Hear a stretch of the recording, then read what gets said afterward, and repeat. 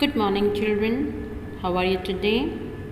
Well, children, we are on the chapter number 8, which is the cell structure and functions, and this is the second video of this chapter.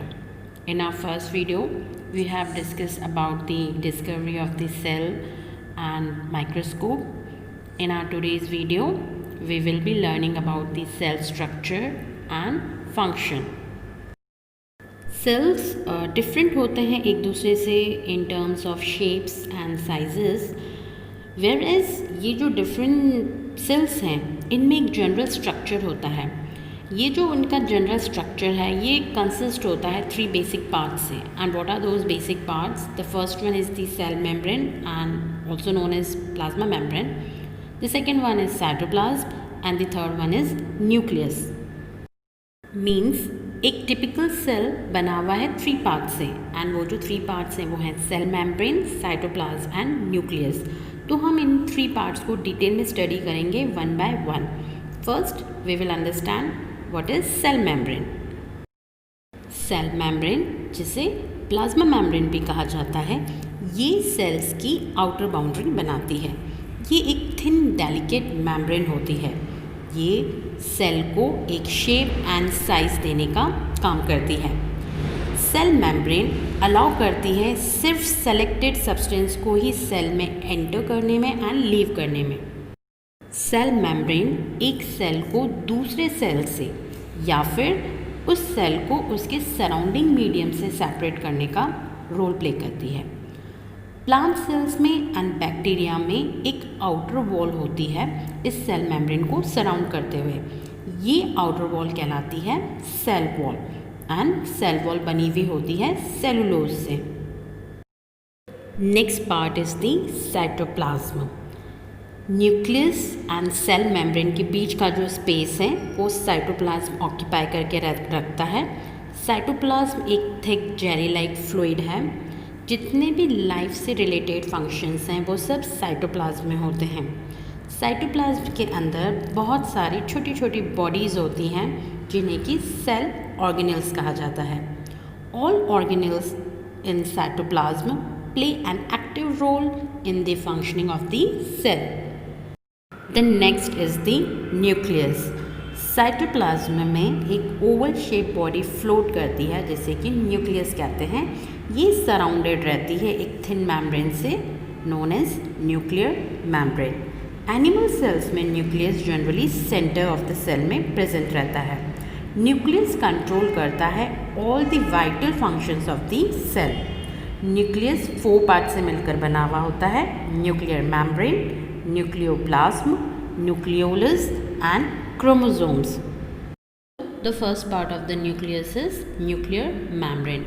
ये nucleus को surround करके रखती है and ये control करती है materials के nucleus में इन एंड आउट मूवमेंट को.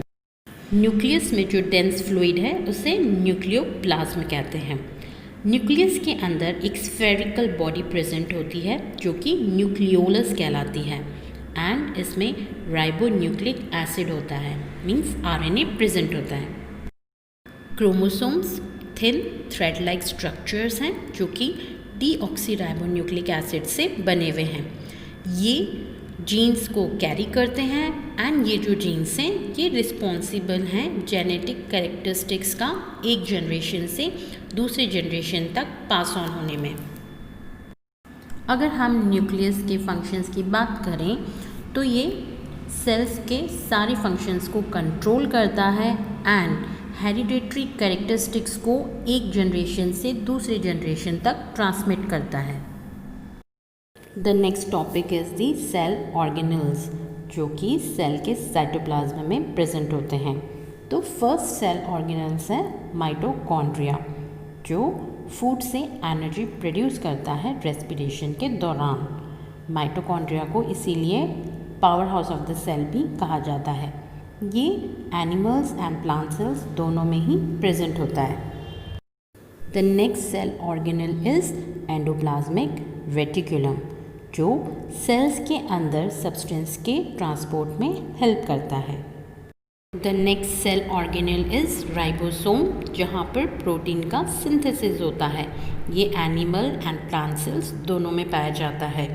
The next is Golgi bodies, जो बहुत सारे सब्सटेंस को सीक्रेट करती हैं, उन्हें सिंथेसाइज करती हैं एंड स्टोर करती हैं। The next cell organelle is vacuole. Plant के साइटोप्लाज्म में कुछ सेक लाइक स्ट्रक्चर्स प्रेजेंट होते हैं जिन्हें कि वैक्यूल्स कहते हैं। प्लांट सेल्स के अंदर वैक्यूल का साइज लार्ज होता है। वैक्यूल स्टोर करते हैं soluble food, waste and secretion of the cell dissolve in water as cell sap. Other than these cell organelles, plant के अंदर कुछ और ऑर्गेनेल्स भी पाए जाते हैं विच आर लाइजोसोम्स, जो कि एनिमल सेल्स में प्रेजेंट होते हैं एंड ये हेल्प करते हैं सेलुलर डाइजेशन में। सेंट्रोसोम्स सिर्फ एनिमल सेल्स में प्रेजेंट होते हैं एंड ये इम्पॉर्टेंट रोल प्ले करते हैं सेल के रिप्रोडक्शन में। प्लास्टिड्स पाए जाते हैं प्लांट सेल्स में एंड ये प्लास्टिड्स 3 टाइप्स के होते हैं। क्लोरोप्लास्ट, जो कि ग्रीन होते हैं क्योंकि उनके अंदर क्लोरोफिल प्रेजेंट होता है एंड ये फोटोसिंथेसिस में इम्पॉर्टेंट रोल प्ले करते हैं। ल्यूकोप्लास्ट, जो कलरलेस प्लास्टिड होते हैं एंड ये हेल्प करते हैं फूड के स्टोरेज में। क्रोमोप्लास्ट कलर्ड होते हैं, जो कि रेड, येलो कलर के हो सकते हैं। So they are the coloured plastid and they are responsible for the colour of flower and fruits. Well, that's enough for this video, children. I hope all the topics are clear to you. And children, now comes your social responsibility. So stay at home, maintain social distancing, wash your hand with soap on regular intervals, eat healthy food, drink lots of water, do some exercise. Children, be at home, be safe, be happy and healthy. Thank you for watching.